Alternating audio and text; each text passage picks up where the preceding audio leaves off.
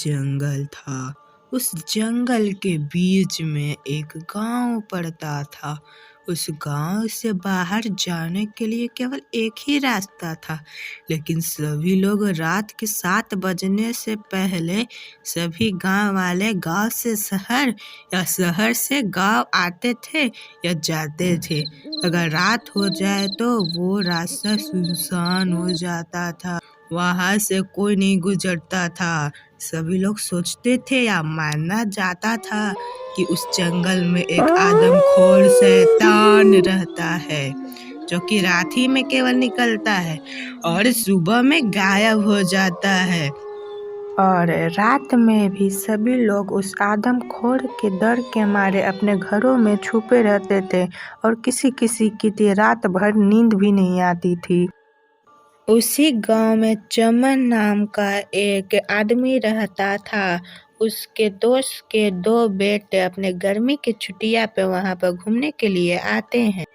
थोड़ी देर बाद रात हो जाती है, वे सब मौज कर रहे थे। तभी चमन का दोस्त का बेटा का दोस्त टिंकू बोलता है, अरे दोस्तों, क्यों ना थोड़ी देर गांव में घूम के आते हैं, बड़ा मजा आएगा। चमन डरता है और बोलता है, क्या?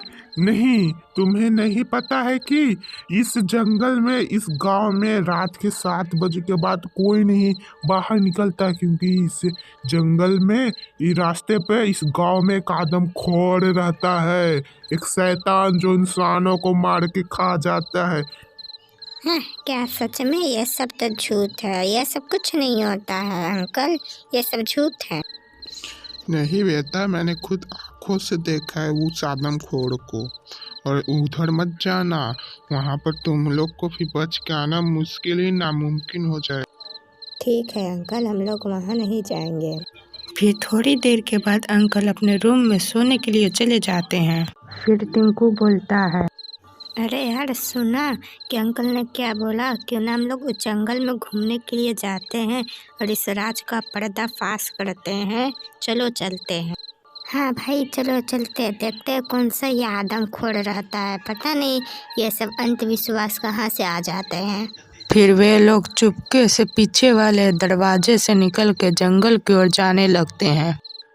थोड़ी देर के बाद वे दोनों उसी रास्ते पर पहुंच जाते हैं और एक पेड़ के डाली पर जाकर बैठ जाते हैं। फिर उन्हें कुछ ऐसा दिखता है जिससे वो लोग बहुत डर जाते। उन्हें वही आदमखोर दिखता है जिसके हाथ में एक तलवार था और वह किसी शिकार का इंतजार कर रहा था। तभी एक घटना घटती है। टिंकू था जो पेड़ से नीचे गिर जाता है और जोर से चिल्लाने लगता है, और उसकी आवाज सुनकर वो आदमखोर शैतान उसके तरफ दौड़ता है और उसे वहीं पर मार देता है। फिर वहीं पर बैठकर उसे वहीं पर कच्चा चिबान के खाने लगता है। ये सब उसका दोस्त ऊपर बैठा चिंकू ये सब चीजें देख लेता है और वो भी घबराने लगता है और चुपचाप सुबह होने का इंतजार करता है। फिर थोड़ी देर में सुबह हो जाती है। सुबह होते ही जो चिंकू था वो दौड़ के अपने गांव में जाता है और उसके चाचा और बाकी गांव वाले भी उसका इंतजार कर रहे थे।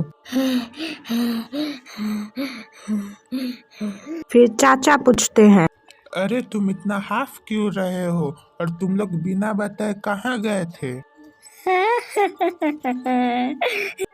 और तुम रो क्यों रहे हो, और तुम्हारा दोस्त कहाँ गया? अरे चाचा, मैं अब आपको क्या बताऊं?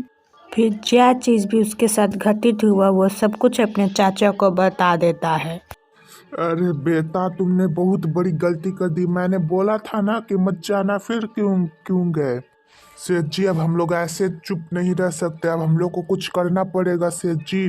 फिर सेठ जी बोलते हैं, मैं इस गांव के बाहर एक तांत्रिक को जानता हूँ जो शायद इस मुसीबत से हमें बचा सकते हैं। फिर थोड़ी देर बाद वे लोग शहर पहुंच जाते हैं और उन्हें सारी बातें बता देते हैं। फिर तांत्रिक जी बोलते हैं, ठीक है, मैं इस समस्या को जड़ से उखाड़ दूंगा। तुम्हें बस एक कुत्ता लाना है, उस कुत्ता में मैं टिंकू की आत्मा को डाल दूंगा, जिससे वो बहुत ही ज्यादा पावरफुल हो जाएगा और उस दानव को मार देगा। फिर सभी लोग ठीक है कहकर वहां से अपने गांव के लिए निकल जाते हैं। फिर तांत्रिक जी जैसा बोले थे वैसा ही करते हैं। उस कुत्ते में टिंकू की आत्मा डाल देते हैं जिससे वो कुत्ता बहुत ही पावरफुल हो जाता है। फिर तांत्रिक जी देखते हैं कि दूर से वो आदमखोर उनके ही तरफ आ रहा था। फिर वो उस कुत्ते वाले आत्मा को आदेश देते हैं कि जा उस आदमखोर शैतान को मार के आ। उस आदमखोर शैतान ने ही तो तेरी मृत्यु की थी, जा उस आदमखोर शैतान को मार कर ही आना। फिर वो आत्मा वाला कुत्ता शेर बन के वहाँ से जाता है। फिर थोड़ी देर में वो दोनों में भी भीषण युद्ध होता है, जिस युद्ध में वो आत्मा वाला कुत्ता जीत जाता है और वो राक्षस वहीं पर मारा जाता है।